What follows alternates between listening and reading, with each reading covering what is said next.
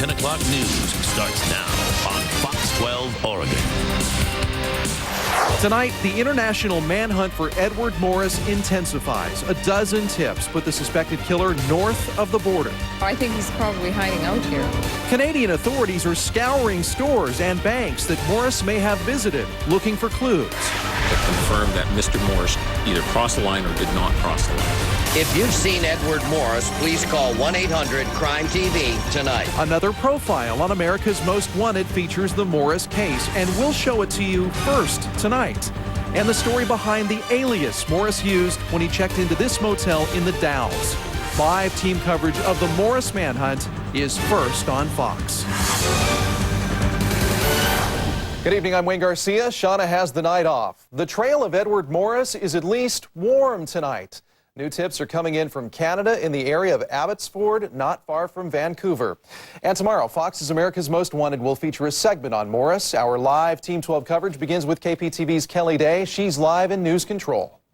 Wayne, America's Most Wanted is hoping that tomorrow's segment will generate even more tips and help authorities zero in on the man who's now been on the run for 14 long days. He's charged with murdering his pregnant wife and 3 young children, and now he's number 7 on America's Most Wanted. We first told you about this guy just last week. Tomorrow, America's Most Wanted will shine even a brighter spotlight on Edward Morris with a longer segment telling the public what to look for. Police say Morris may now be clean-shaven. He may still be traveling in the family van, a gray Dodge Caravan with these Oregon plates. It has these 2 distinctive bumper stickers on the back window, indications of Morris's strong religious beliefs. Authorities may have tracked Edward Morris to Canada. Last weekend in Abbotsford, near Vancouver, a woman reported seeing a man who looked like Morris in a silver-gray minivan. Then she saw the reports on America's Most Wanted and reported it to police. This is a breaking news alert. Yesterday, Canadian authorities did an extensive media campaign producing a flood of tips, as many as a dozen. They run the full gamut from just the vehicle to the vehicle with a Oregon plate to a vehicle with the Oregon plate and the bumper stickers to a partial plate on a silver gray metallic minivan. Also tips of Morris sightings at a Costco and at 2 ATM machines. Authorities plan now to review surveillance tapes from those areas and also from Canada Customs at the border crossings. As for residents in Abbotsford, they're on the lookout too. Yeah, that is definitely a concern. You know, I think he's probably hiding out here. A little bit on the leery side. I mean, want to keep my eye out, protect my kids as much as possible whenever they're with me. Now again, America's Most Wanted will air that segment on Morris tomorrow, but we're going to show it to you tonight in its entirety. Stay tuned for the full segment about 10:45 during this newscast. I'm Kelly Day, live in News Control, the 10 o'clock news. Now, if Morris is in Canada, he will have to go through an extradition hearing before returning to the U.S. Under Canada's Extradition Act, a fugitive can be returned to the country where he or she is wanted, but Canada has a history of denying extradition if the requesting country will not promise to spare the fugitive the death penalty. Morris could face the death penalty if convicted in the murders of his wife and 3 children. Tonight, we are learning more about the alias police say that Edward Morris used when he checked into that motel in the Dalles back on December 20th, the same day they say he murdered his entire family. KPTV's Jamie Wilson joins us live from Beaverton now with more on that. Jamie. Well, Wayne, we've seen that Morris's minivan may have a bumper sticker on it with this name, Luis Palau. Palau is a Christian evangelist based out here in Beaverton. And when Morris used the alias Jim Elliott at that hotel in the Dalles, that may have also been related to a Christian leader from the Portland area. Cops have learned that the day before the bodies were found, Morris checked into this hotel in the Dalles, 3 hours away from the murder scene. America's Most Wanted maps out the trail of Morris's escape from authorities. And Portland FBI leaders say that December 20th sighting of Morris in the Dalles is one of their only credible tips. It's a good, credible sighting. He was there using the name Jim Elliott on the morning and the day of the 20th. Jim Elliott. It's a simple, seemingly random fake name, but there may be more behind it. Jim Elliott was a Christian missionary from Portland. Nearly 50 years ago, Elliott and his wife Elizabeth teamed up for missionary work in Latin America. In 1956, Elliott set out to spread the gospel to a hostile tribe in Ecuador. Elliott and 4 other men spent months flying over the tribe's village, dropping peace offerings. Finally, the group landed near the village to make contact. 2 days later, Elliott and the others were speared to death by the tribe. Since Elliott's death, his wife has published his journals and written her own books about his sacrifice. Some Christians call Jim Elliott a modern martyr. It's the name Edward Morris used at that hotel, but no one can be sure why. Now, we called a few Christian bookstores earlier tonight, and they could not find any Jim Elliott writings or books in their inventory, and none of the staff seem to be familiar with his name or his history. So it's hard to say if Jim Elliott still has any influence on people here in the Portland area. Live in Beaverton, I'm Jamie Wilson, the 10 o'clock news. Some more details now on our top story. 2 weeks ago today, police say Edward Morris murdered his wife, Renee Morris, and their 3 children. Tonight, Edward Morris remains on the run, and the FBI is offering a $50,000 reward for information leading to his capture. Edward Morris may look different by now. He may or may not be wearing glasses. He may be clean-shaven or not. And police say that he may have grown a beard. If you have seen him, you can call one of the 2 tip lines, 877-862-8820, or also 503-815-3340. And remember, for continued coverage of the Morris family murders and the manhunt for Edward Morris, keep it right here on Fox 12 Oregon and the 10 o'clock news. Now, December, it was a wet one, and the new year is getting off to a damp start. But meteorologist Mark Nelson says the weather may be improving, and that's good news for drivers. KPTV's Barbara Roberts also has that part of our Storm Team 12 coverage. She's live along I-205 in Clackamas. Barbara?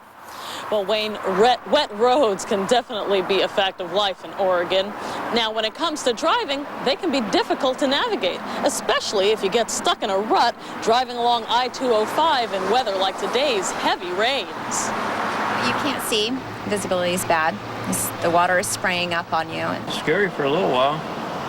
You don't know what's stopping in front of you or what's going on with it. Yeah, when you're driving and then you feel a rut and your car moves over and you go towards the side, I don't like that. Well, a lot of people don't like it. Those ruts, especially the ones that are prevalent on I-205 North in Clackamas, can take control of your vehicle when conditions are clear, let alone in rainy weather. The ruts and all that, the only thing can be done about that is repave. That's exactly what the Oregon Department of Transportation has in mind. Instead of ragged ruts, ODOT has construction plans to make I-205 ride more like the Banfeel. This past summer, a 5-mile stretch of I-84 was repaved with an asphalt concrete mix designed to minimize spray. The surface has grooves that channel the water to the shoulder and then into drainage. But the repaving on I-205 won't start until this spring. So in the meantime, you might consider this woman's advice. And I try to stay, at least 2 car lengths from somebody on the freeway. Again, the 205 repaving project will begin next spring and last until the fall of 2000. Now, the project spans a 9-mile stretch from the Oregon City Bridge clear up to the Glen Jackson Bridge. Of course, it's going to be on both sides of the freeway. The cost of that project, $20 million. I'm live, Barbara Roberts. Now back to you in the studio. Okay, Barbara, Mark says that we have only one more big storm to deal with, at least in our immediate future. He's in the Weather Center tonight with all the details. Mark? Yeah, it looks like we have another storm on the way, but maybe we're going to be getting a break. More on that in a moment. Now, one more thing that we run into trouble with in the wintertime was really pointed out up in northeast Washington today. Take a look at this video. This was a truck that was rolled off a roadway. These folks are just driving along. There's a cliff above them. The freezing and then the thawing of the warm weather caused boulders to come down, tossed over a truck about 3 times. The people inside were eventually okay. They were injured. But that just tells you how bad things can be on our roadways in the wintertime. Not only the ruts in the road and the rain, but also rocks falling in some spots. Now, we have more rain on the way here in the metro area. Take a look at the pinpoint radar here, and we will zoom into the, closer to the metro area. Look at that. We have a whole chunk of rain moving in. Pretty long line of rainfall that is approaching. In fact, it's only looks like about from downtown, maybe 15 to 20 miles out to the southwest. Let's say about 25 miles. Heading in towards McMinnville, and that will continue to head towards the metro area. So here in the metro area, expect rain to begin within just the next hour or 2. Now, coming up, we've got a 7-day planner. We've also got a dry spell on the way. I'll let you know if that will include any of the weekend. And with all the rainfall, the high freezing levels, it's at 9,000 feet this evening. Will any of the rivers go into above flood stage? We'll be checking that out in our main weather segment in just about 15 minutes. His run from police made national news. Now the cops say that Cowboy Mike was trying to escape from prison. His plan to bust out coming up. An Oregon woman stabbed in the back on the Vegas Strip. The scary story behind this violent attack. It's a story to make your stomach turn. A fast food worker takes revenge on unsuspecting customers. Find out how she did it. A new diet pill could make losing those extra pounds extra easy and without the risky side effects. The safe alternative to ephedra coming up. And Demi Moore blows hundreds of thousands of dollars on a full-body makeover. Was it worth it? Find out what she had done when the 10 o'clock news continues. Fox Saturday, a blinded crackhead Stop resisting! takes cops for a wild ride. Going the wrong way. A special hour of cops, extreme escapes. Then we're hunting the 10 most wanted fugitives of the year, like this alleged serial killer whose own mom wants him caught. He's a demon. All new America's Most Wanted. Saturday at 8 on Fox 12 Oregon. If you want to save, shop the 15-hour sale going on now at Meyer & Frank. Bring your extra 15% off entire purchase coupons. The 15-hour sale is going on now only at Meyer & Frank. It only happens once a year. Toyotathon 03. This year-end tradition features incredible values on your favorite Toyota cars, including the sleek and stylish 2003 Camry. And right now, you can get financing as low as 0% on Camry. That's 0% on the #1 selling car in America. There are so many reasons to take one home now. Toyotathon 03. Don't miss it.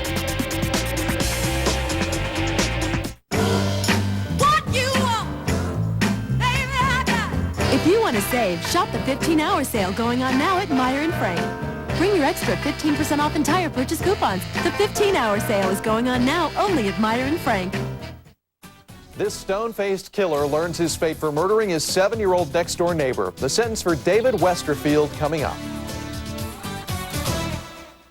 Attention, we're picking up something big on radar. It's the 43rd Annual Portland Boat Show, one of the 10 largest indoor boat shows in the world, with over 7 acres of sports, sail and fishing boats, yachts, and personal watercraft. See more sailboats than ever, including the Hunter 356, and special attractions like high-tech hovercraft for land and water, a vintage J3 Piper Cub seaplane, and the West Coast debut of the Meridian yachts. The 43rd Annual Portland Boat Show. It's too big to miss. Starting Saturday at the Expo Center.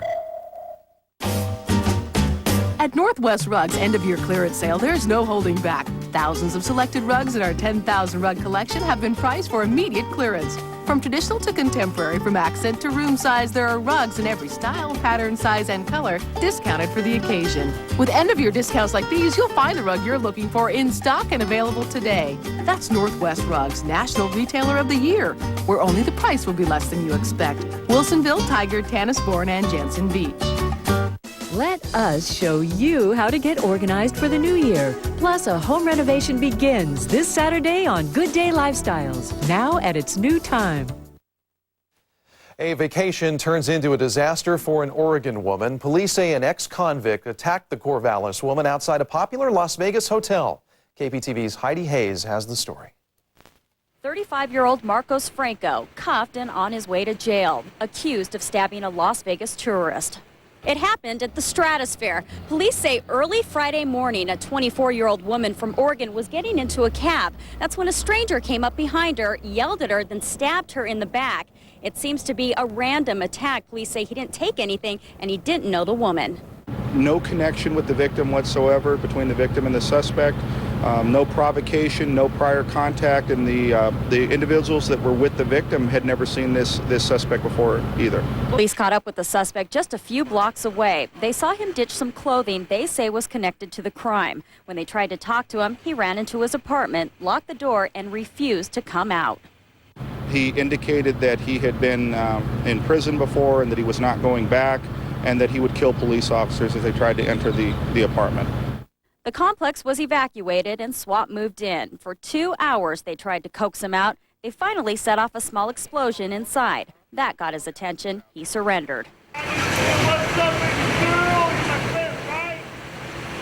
Franco is now facing prison time for attempted murder, but what police really want to find out is why he targeted a Las Vegas visitor. That was Heidi Hayes reporting. Authorities have not released the identity of the 24-year-old victim. She, though, is in serious condition tonight at a Las Vegas hospital. The suspect could face attempted murder charges. There is a breakthrough report tonight in an Aloha murder case. Washington County sheriffs have arrested 2 men. Matthew Engelhard was shot dead in his car on December 23rd. Well, today, Jaime Ramirez Gonzalez made his first courtroom appearance on charges that could send him to jail for life. Another man, Cottrell Rawls, was also arrested for that crime. The district attorney may charge the 2 with aggravated murder. Police say they both knew the victim. Police in Salem say this is a dangerous man. His name is Michael Pettit. And officers arrested the 60-year-old registered sex offender yesterday after he allegedly attacked and tried to rape a 22-year-old woman. The attack happened in the South Salem Park as the woman was walking the trails. That's in Minto Brown Park.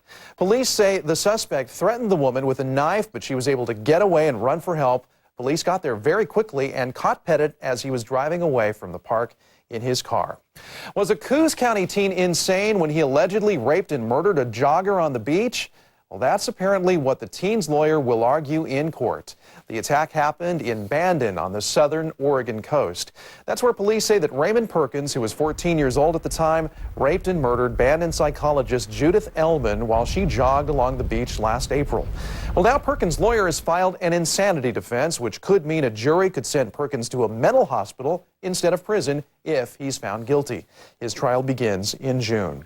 5 Kaiser men face burglary charges tonight, accused of ripping off a church. Police say the men, ranging in age from 18 to 20, stole money and religious items from St. Edward's Catholic Church in Kaiser.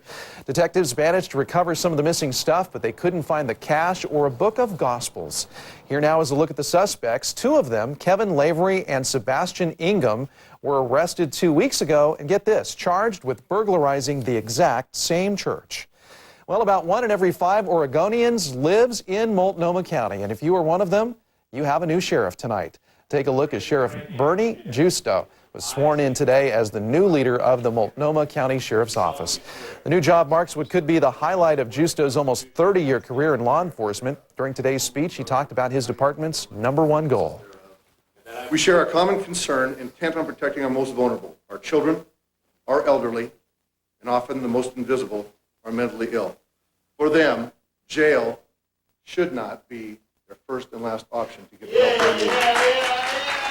Others were sworn into office today, too, including Multnomah County Chair Diane Lynn. Well, it has been nearly 5 years since Kip Kinkle went on a shooting spree at Springfield's Thurston High School, and now the parents of the victims want to see a memorial built. The memorial would likely consist of a column surrounded by a display of tiles with oaks, ferns, and shrubs nearby. Original plans for a memorial drew criticism for not including enough input from the victims and their families, but a fundraising drive for the $250,000 project has found new momentum as the 5-year anniversary approaches. Well, a bit of a mixed bag for the weather today. Take a live look and see what our freeways are doing out there. See what your weekend will look like. Mark Nelson has your complete pinpoint forecast. That's coming up a little bit later. I first thought it was a clap of thunder, and then I heard some rattling and crashing after that. A towering fir tree crashes down on a Beaverton home with the family inside. Hear what happened in their own words. And will David Westerfield die for what he did to 7-year-old Danielle Van Dam? Be there as he learns his fate when the 10 o'clock news continues. What are you doing after the wild card game? We're going to Disney World. Why not catch the wildest Fox Sunday of the season? First, the Simpsons go on a magical vacation. 1 churro, please. It'll be $14. Then, after King of the Hill, Hal's training to be a race walker. But it'll take guts, dedication, and an uncanny resistance to salmonella poisoning. On Malcolm, the wildest Fox Sunday of the season is all new. Sunday on Fox 12 Oregon.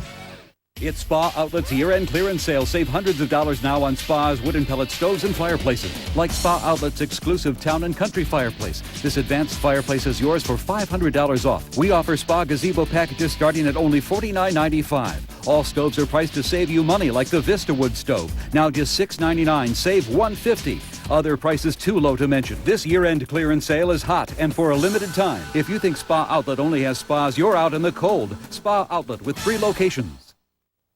A new diet pill promises to help you shed those pounds without harmful side effects. We'll tell you all about it coming up. Ordered, sold. Time has run out. The largest store closing liquidation ever to take place in Western Oregon is now underway at Thomasville Home Furnishings in Lake Oswego. Ordered, sold. Every piece of furniture and every set of bedding has been ordered, sold. Wall to wall, nothing is held back in this gigantic store closing liquidation. Choose from brand name furniture like Henry Don, E.J. Victor, Maitland Smith, Viewpoint, Thomasville, and many more. Our law says your gain. Don't miss this store closing liquidation now at Thomasville Home Furnishings in Lake Oswego. Tonight's weather report on the 10 o'clock news is brought to you by Honda. See your Honda dealer today to learn more about the great value Honda has to offer.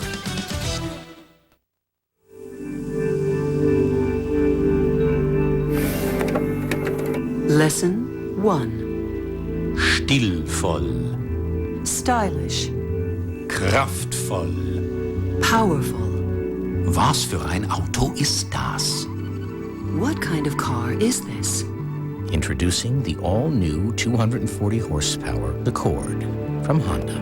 Wie haben Sie das geschafft? How did they do it?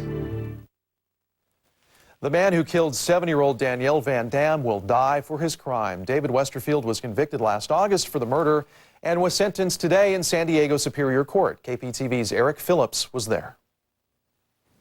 Your Honor, the court proceedings began with Westerfield's attorney arguing to have the sentence reduced from the jury's recommendation of death to life in prison without the possibility of parole. Life without possibility of parole, Your Honor, provides a closure in this case that we can't get otherwise. Prosecutors were quick to offer a rebuttal. Nobody else did this crime but him, and the crime is horrific. Superior Court Judge William Mudd denied the motion and before passing sentence gave Danielle's parents a chance to speak. I ask you, why did you not let her go?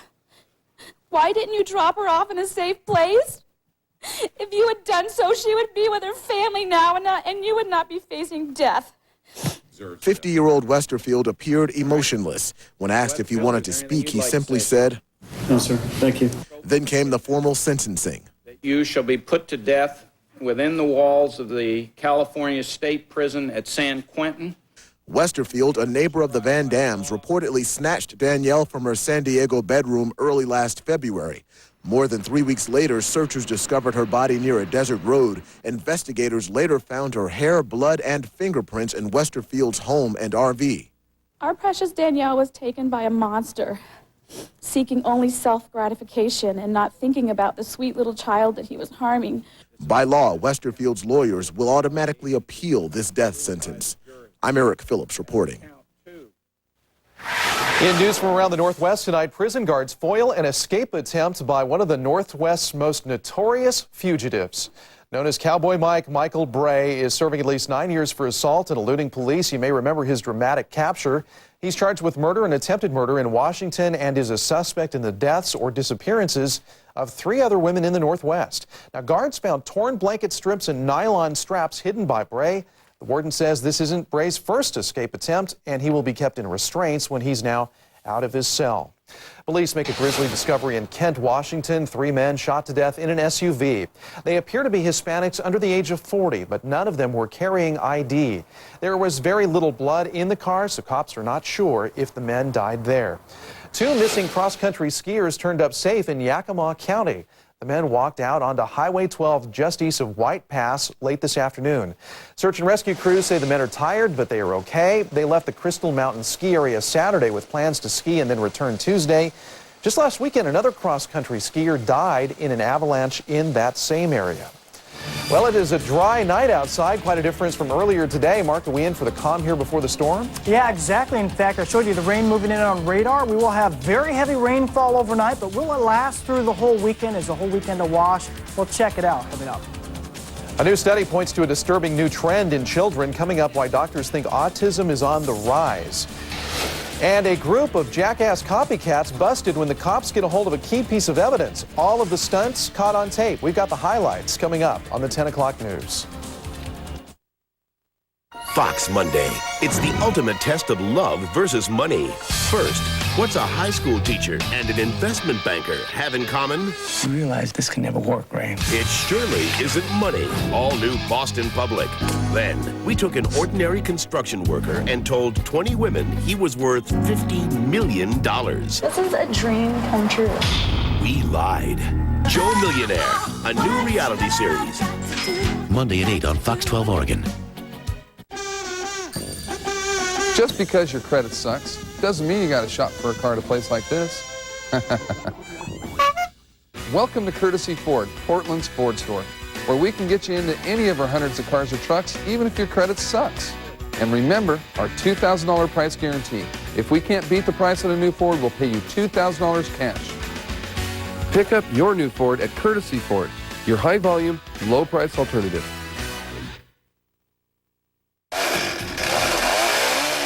Wind gusts and drenching rain leave one family with a post-holiday disaster, but some good did come out of it. We'll explain coming up.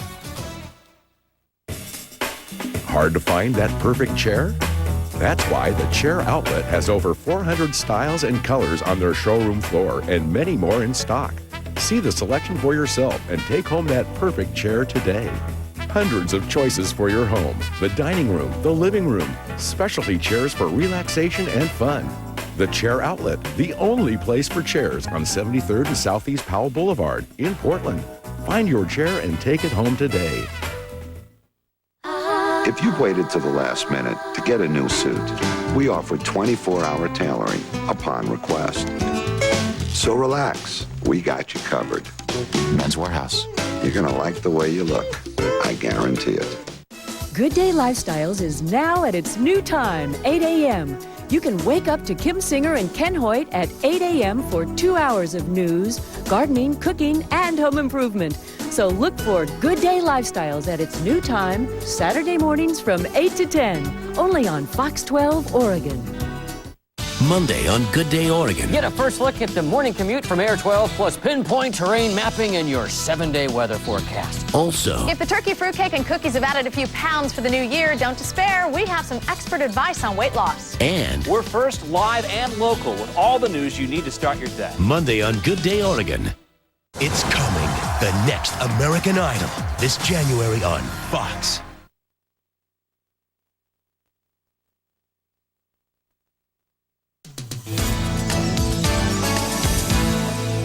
In HealthCast tonight, a new type of diet pill for those determined to drop those extra holiday pounds, a breakthrough drug that could help the mentally disabled.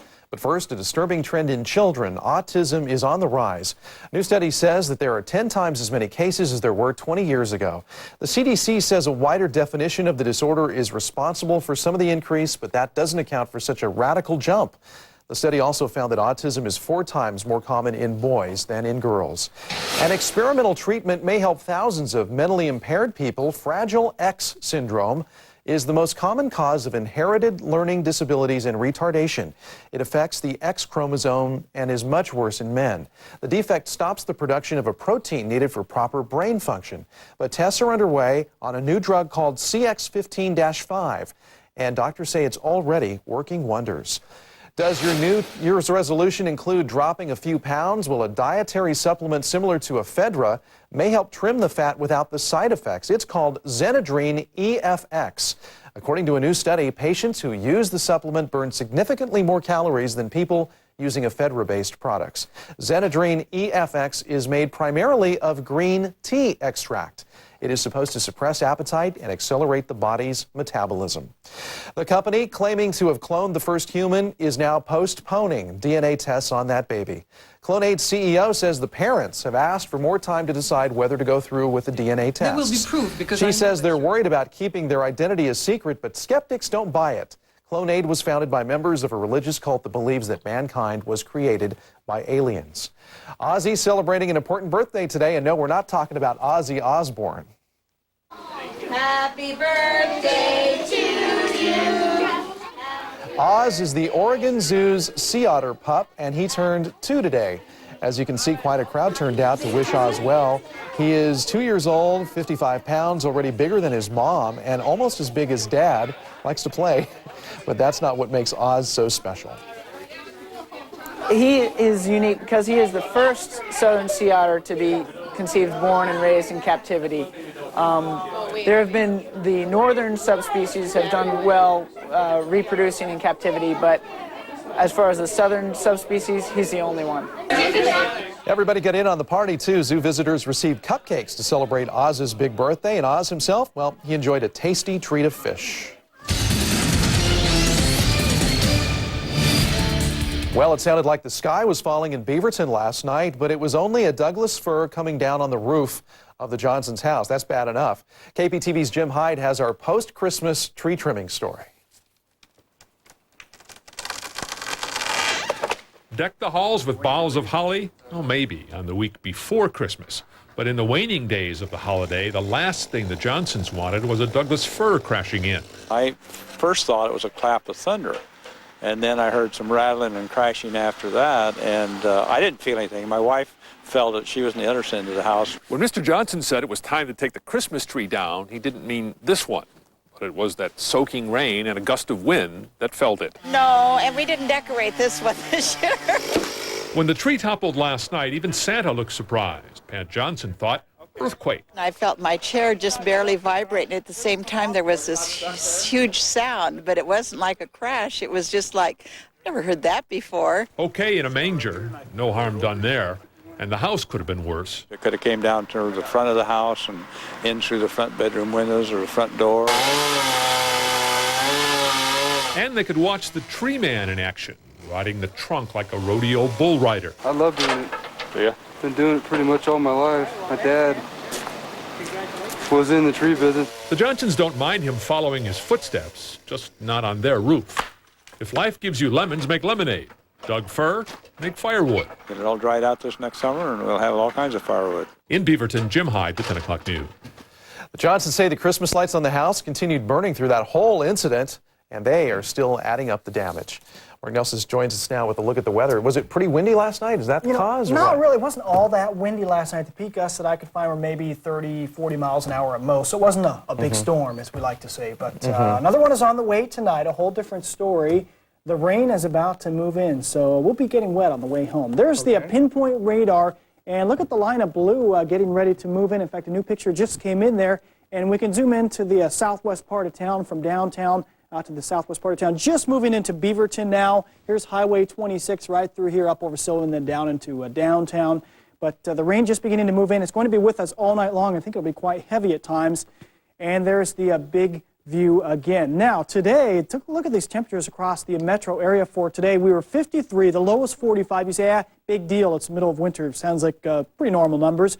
Our average high this time of the year is 44, folks. So this was very warm. The freezing level, 8,400 feet. So with all the rain coming in, we've got melting snow up there. Any troubles with the rivers? Well, I don't think so. These storms are spread just far enough apart that I don't expect any major flooding. Could have some local creek flooding by morning, but then I think that's going to be about it. Willamette River downtown is at 4 feet. That is not correct. The Willamette River is at 8 feet. Flood stage is at 18, so we're a good 10 feet below flood stage there. And the Johnson Creek at Sycamore, that was the 4 feet right now. Flood stage there is 11 feet. So either way, both Johnson Creek and the Willamette River